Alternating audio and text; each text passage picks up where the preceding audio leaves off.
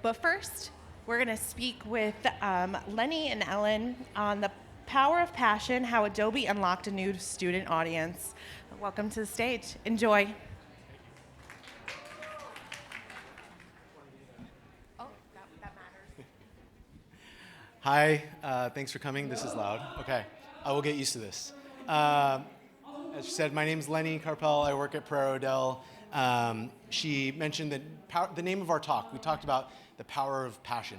And I think one thing I just wanted to share with you all is that is where we started this conversation. And what we're really excited about today is to share with you, the passion is really something that came through in a lot of our campaign work. And as we were kind of looking through all the different campaigns we've done and trying to think about what we can learn from here, we realized that there was something that was happening across all the campaigns that was actually bigger. And so really that's what we're going to share with you today. We're going to share some core principles, some core strategic principles that we think that anyone here will be able to walk away with and kind of bring to their day-to-day jobs and apply to any brief you're working on. So with me here I have Ellen VanderWilt. You want to introduce yourself? Yeah, hi. So I'm Ellen VanderWilt on behalf of Adobe, and I would say that this campaign we worked on together was probably the most rewarding thing I've ever done in my career. So I'm here to make Lenny from Prairie Odell look legitimate, and also add that sort of client perspective of like, it's not just big ideas, it's getting people to buy them and fund your marketing. Yeah, if anyone's seen the Obama translator, right? So I'll share the agency perspective on this. Ellen's going to give the real deal from the client perspective. I'm the anger one. Yes.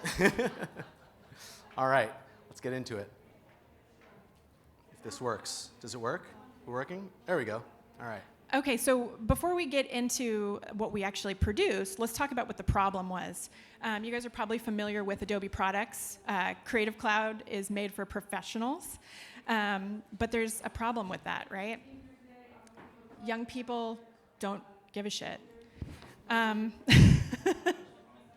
Okay, so what do we do about that? Well, one thing we looked at was the average age of people who were using Adobe products was like climbing above 40 and getting older every year that passed.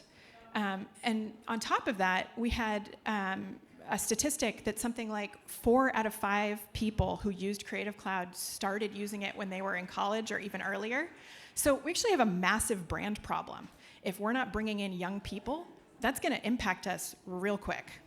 So how do we get young people who are like eating top ramen for dinner to buy an expensive software tool? Sorry, this is a little wonky. Can we go back a slide?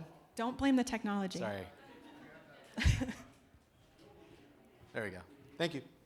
So welcome to our presentation. We're going to talk about how we went ahead and targeted a youth audience in order to triple the size of the business. Okay. So obviously, we're going to talk about Adobe today, but I want to rest assure everyone here that this is about more than just Adobe and more than the campaigns you will see here. The rules that we're going to talk about really apply to any brief you're working on. Yes, there will be celebrities, tier whack, super cool rapper artists from Philly that we worked with. Yes, there will be an already established brand we're talking about. Adobe isn't a big established brand. It has a lot of equity that comes along with it. It is loved by many. But even whether you're working on a startup or a big established brand, like these rules still apply. And we're also incredibly proud of the work we did, executionally, the tactics. There's a lot of really cool stuff. I'm sorry, this thing is going a little crazy here.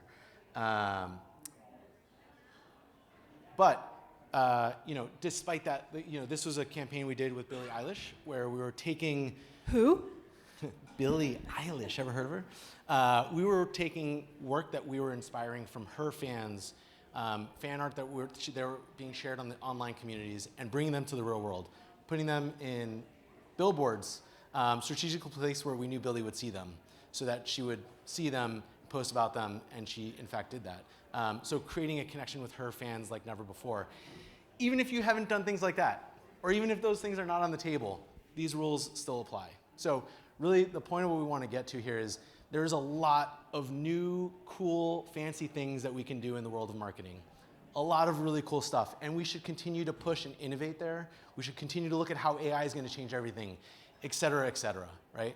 But in order to make work that wins, we want to make sure that we're all kind of refocusing a little bit on some core principles that can easily get lost. They're as important as they are easy to forget. The first thing we want to talk about is this idea about articulating your big ambition, okay? At the beginning of any project, we always start with objectives, right? And those can easily be seen a lot of times. You see increase sales, increase awareness, right? Whatever it might be. Those are important, and have big, audacious goals, yes. But those are outcomes, right? The sales or impact you want to drive are outcomes, right? When we talk about ambition, what is the ambition? Where does your brand need to play at in order to drive those outcomes, right? So it's important that when we start any project, when we start any brief, we're not asking ourselves just the goals we want to hit, right? But what is the position? Where do we want to play? How big can we articulate this ambition to demonstrate how we're going to grow and achieve those numbers? Yeah, and we're actually going to go through how we came to our big ambition, but what I want to really emphasize is this idea that it's not just about having a big ambition, it's about, can you sell it, right? Can you get really tight on what it is, and can you pitch it to the CEO and get funding for your campaign tomorrow? Yeah. Number 2 is about falling in love with your audience. Now, again, especially at a youth marketing summit, this could seem very cliche, right? Customer centricity, we're all about starting with the consumer. Yes, of course, but this is a little bit more than that. What we're really talking about here is understanding the world through your audience's lens. That doesn't just mean your products or your service though, right? This is about understanding the world and really trying to understand deeply what is that bigger emotional need that you can satisfy with your brands rather than just the functional delivery that you're able to deliver on. Yeah, it's like marketing 101, right? Know your audience, know what they care about, not what you want them to care about. Yeah. And I think finally the last thing here really is about defining a very clear role for your brand and owning it. The process of going through these questions and defining that consumer insight and that consumer need once we fall in love with our audience is about being able to define your role in their world from that vantage point, right? And once you do that, right, it's about owning it. It's about committing to that and really owning that in today's world to be able to break through. So this thing is going out of control. I have no control over this thing. It's just flying through. Sorry. So on that note about defining a role your brand can own, remember it's not just what your product marketing team says is what role your brand is playing. It's what your audience thinks your product is, what the gap is between what they think and what you want them to think. So again, do your homework. Okay, let's talk about how this all started, how we got to this campaign necessity. So leading up to this point, and I was at Adobe for like almost 10 years. So up to this point, all of our marketing centered around this idea of like, guys, go make stuff. Hey, young people, make stuff. And they were like, no, it's hard. The actual tagline was make it. Literally, yeah. Yes. And all the research that we had done, and basically the fact that we were riding the coattails of kind of like the professional marketing efforts was, just convince young people it's easy. And then they'll use it, and then they'll keep using it forever. And so when we had a new leadership team that came in, we took the opportunity to just run with kind of pushing the boundaries of how much the company would focus on youth marketing versus youth marketing kind of being secondary to the professional product. Yeah. So, this is an exciting opportunity, right? And I think the part of the point is really about a choice that we can all make. When we start to look at the world through our audience's lens, we can really change the conversation that's happening internally. Historically, Adobe always thought it didn't have to do much because there's not really a lot of product competition, right? If you want to use Photoshop, there's not a lot of other tools that can really compete with that, right? But when we look at the world through the audience's lens and we look at how other brands are talking to them, they might not be able to compete on our product. But if Adobe is all about creativity, right, and helping people be creative, look how many brands are talking to them about creativity that we're actually competing with, right? From vodka to Life Water, and then you have all the organic social channels that are allowing people to be creative in ways that they never were before. So it really forced us to think bigger about what the job was to be done, right? It was really about understanding, it was about understanding that we needed to define our version of creativity, right? But do it in a way that was going to be relevant and meaningful for our audience. Now, the thing about defining your ambition is about knowing your core strengths, right? This is about understanding where you have a better opportunity to win. We were not going to win by out-easing the competition, right? There are so many other easier ways to create something and just make something, right? We realized that Adobe is always going to be known, and its core equity is about that kind of premium software. We're asking, as we said, ramen-eating students to pay $20 a month for access to Creative Cloud, right? Our job was actually to raise the standard of creativity, right? Raise their expectations for what creativity can do for them. And so that's really what started this journey. A lot of work went into this. This doesn't just come out of nowhere, right? But through a lot of workshops and internal discussions, we really got to this idea that in order to inspire the next generation of creators, it was about helping them, inspiring them to push beyond the expected, right? That was started to just lay the groundwork of what we were doing, right? Which is very different, right? This isn't about educating people on how our product works. It's about making them want it in the first place, right? And before you think that we're just saying, yeah, just think bigger, like it's so easy, as if you guys aren't thinking big every day with the marketing campaigns that you're pitching. I think thinking bigger is also believing so wholeheartedly in what you're doing that you're bringing everyone in your organization along with you on the journey. So it's thinking big creatively. It's also thinking big in your organizational structure and bringing all those detractors to meetings with Lenny, because he will convince them, and then they'll be excited about what you're doing, and they'll throw money at you. It's very simple. So yeah, I mean, part of the beauty of having that articulated, defined ambition is that it kind of unlocks momentum, right? I'm sure we all work in jobs. It's not always just up to us. We have other people we're working with, right? This is about creating momentum within an organization, getting people on the same page about what we're really trying to do. So as we realized this new ambition, we realized we need to reconnect with this audience in a completely different way, and really understand them in a new way. And historically, Adobe tried to understand this audience as students, right? That's what they are. But for us, and the team is the EDU team, so we had to think about it through that lens. But with this new ambition, we were able to step out of that, right? We were able to step out of that boundary, so to speak. And what we knew from research is that the classroom is not exactly the most creative place for this audience, right? That's not where we're going to learn how they really connect emotionally to creativity. So for us, loving our audience in this situation meant talking to these people as people, not just as students, right?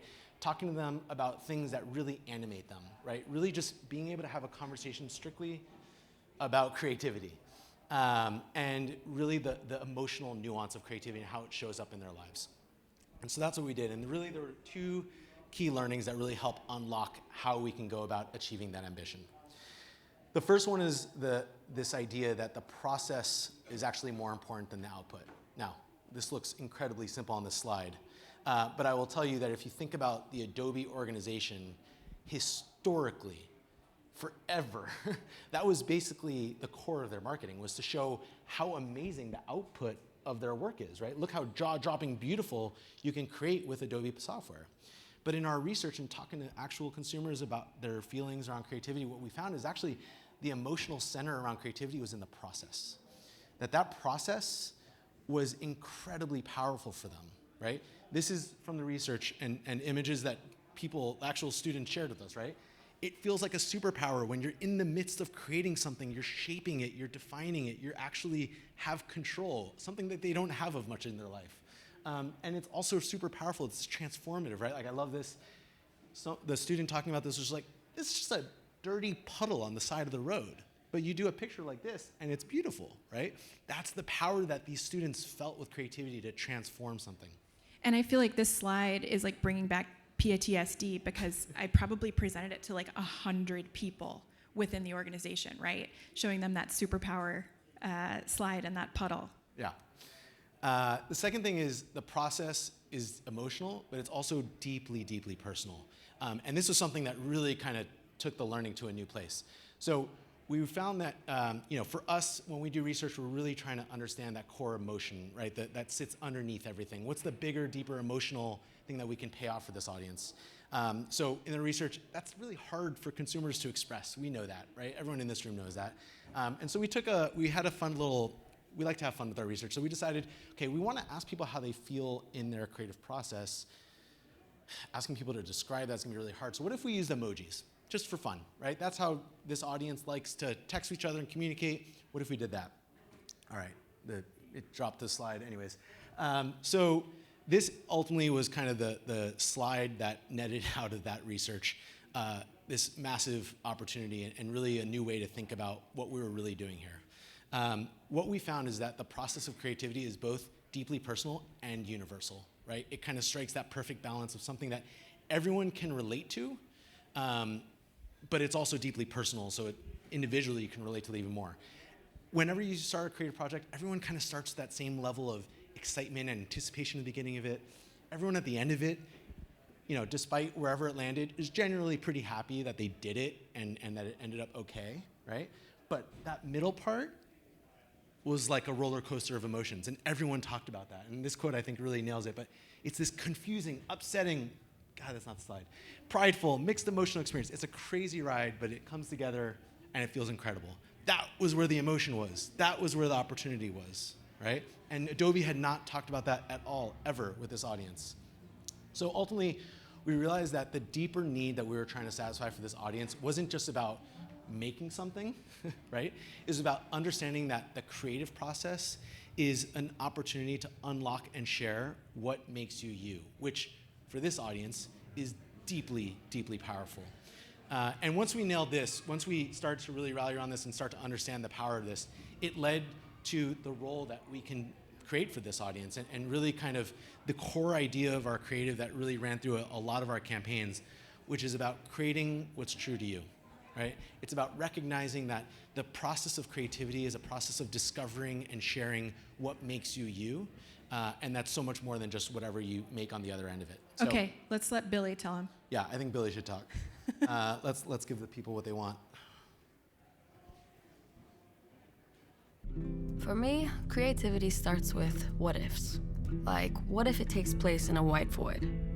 Or maybe beige? No, black. What if there's fire? Did that already. What if there are some old cars? Or not? Let's see that in slow motion. Yeah, it's too much. What if it's in suburbia? That's not right. What about my look? Meh. That's cool. What if it happens in the rain? Yeah, this is it. Now, create what's true to you.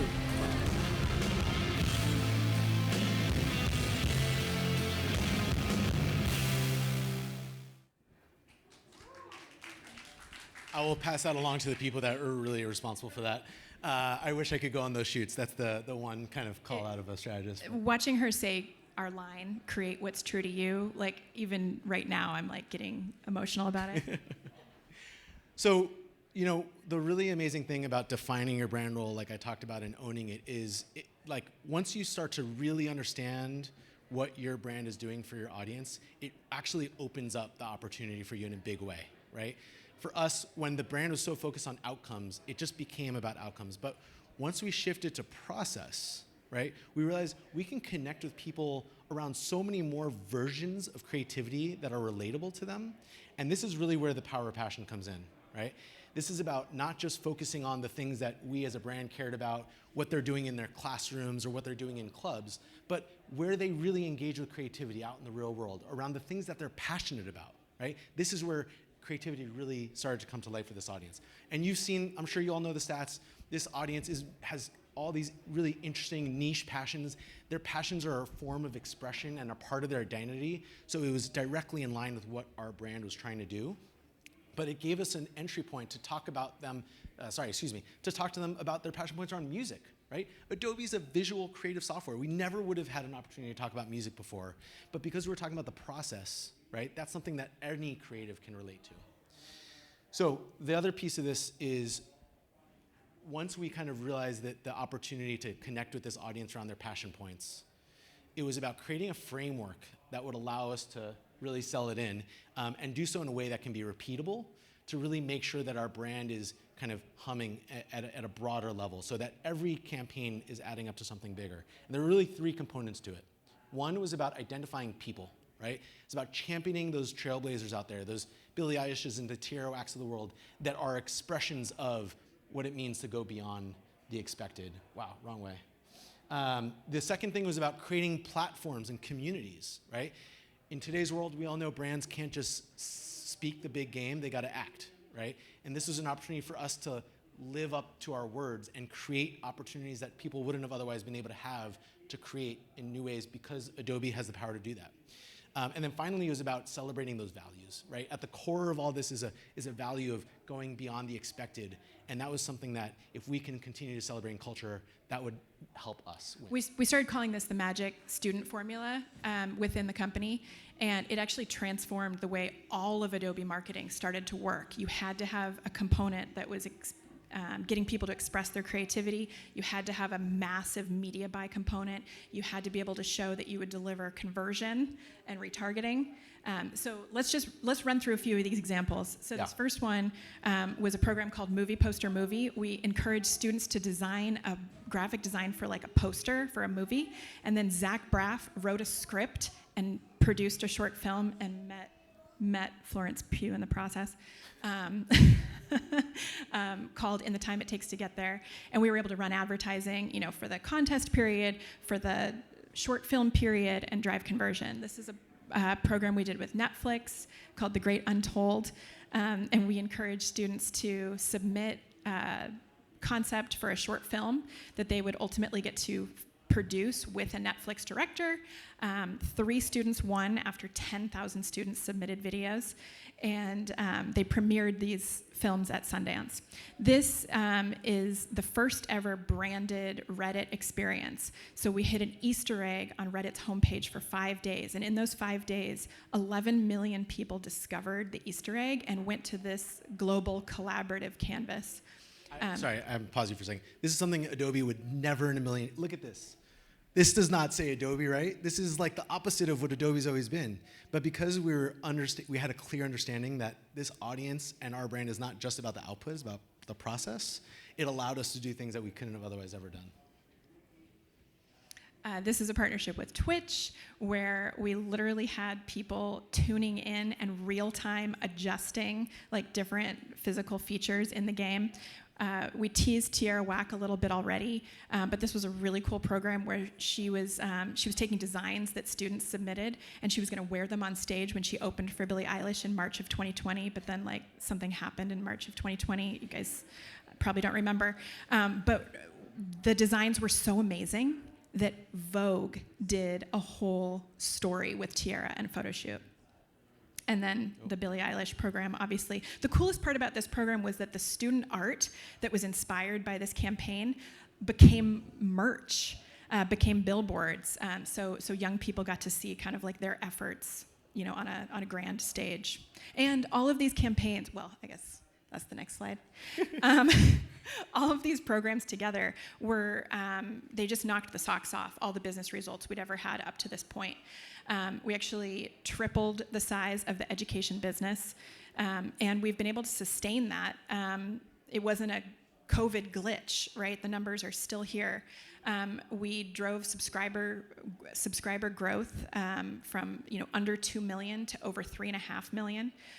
And all of these campaigns together, obviously they had components of brand awareness all the way through to, deep performance and retargeting, but together, end to end, consistently delivered over 3x ROI, which beat the performance metrics.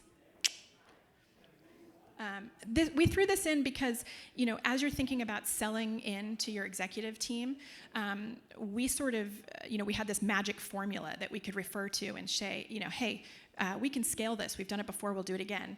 But we also had this 70-20-10 plan, which enabled us to say, we're going to take 10% of our budget every quarter and just do moonshots. Yeah. So really baking it into the process. Okay. So 3 things, right?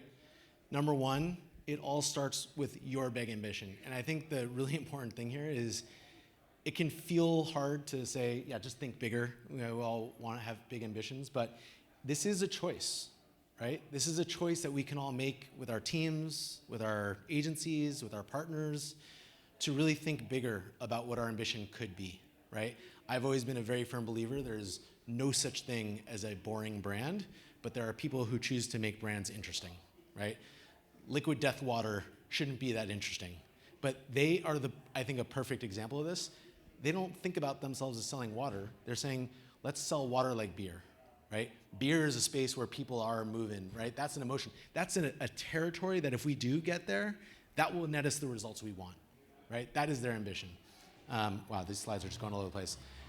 Number 2, we talked about this, know your customer, but fall in love with your audience, right? In today's world, we have more data than ever about our audience, right?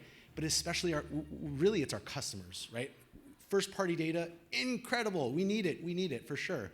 But that's just telling you about your current customers and historical behavior, right? If we need to define growth for the future, we need to fall in love with that audience that's gonna drive that growth and become obsessed about the things that they're obsessed with, not just what we care about. Number 3 is about defining the role of your brand and owning it. Very simply, strategy is a set of coherent choices that give you an advantage in the marketplace, right? Once you've defined your brand, you need to really stick to it and commit to it if you want to see it through. Own your place in the marketplace. That's it.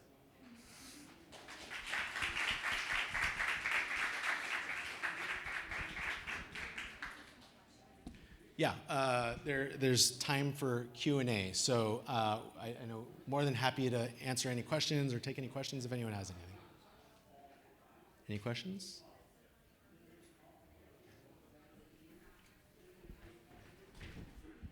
Hey, okay, I'm a little bit curious to know about what role Billy had in the advertisement and what sort of creative freedom she had, what agency, what was her input, things like that.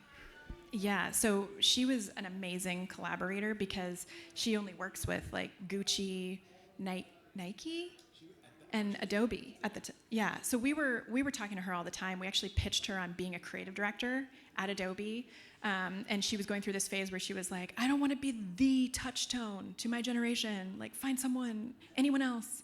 But she uses Adobe tools. She like literally uses Premiere Pro to edit. So we came up with, it was one of a number of ideas. This is going back to the 70, 2010. Many ideas were discussed. But because she was going to produce a music video for Happier Than Ever, and she was going to shoot it, she was going to direct it, she was going to edit it with Premiere Pro. That's her process. It was like, we have to tell this story. And the more time we spent with her talking about her process and her iteration, we were like, wait, that's exactly what we're trying to do, is focus on the process. And so that really came together. Yeah, I would just add, I think this is worth noting just because it's part and parcel with the power of passion here. But I think once we unlock the kind of opportunity to connect with people on their passion points, I think it also changed the nature of the conversation of those partnerships, because it was less about just coming to the table with, here's what we want to say, here's what we want to do, right? Every partnership we entered, it was also a learning opportunity for us, right?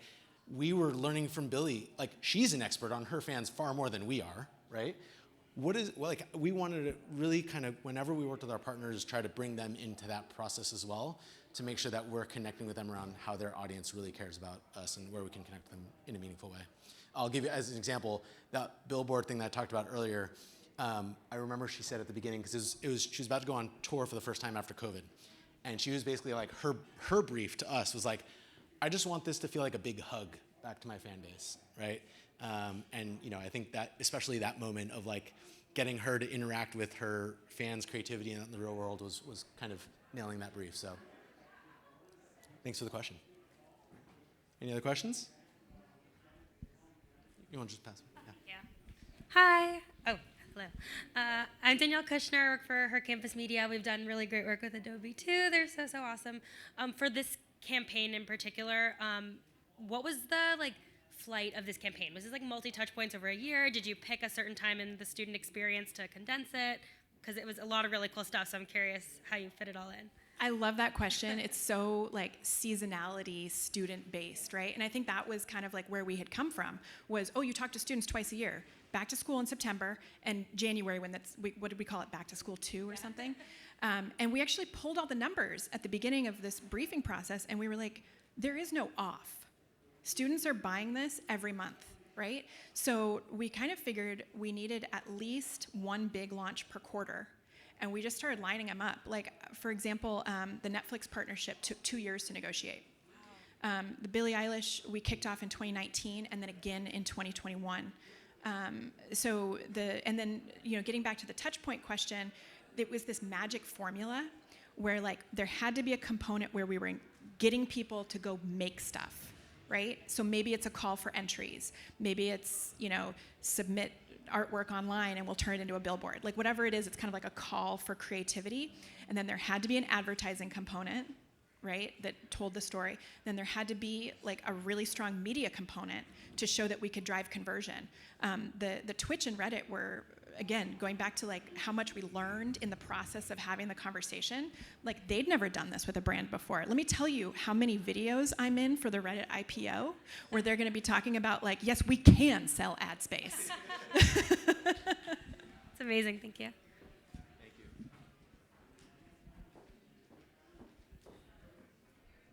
Any other questions? Thank you both so much. Yeah, Thank you. we'll be around.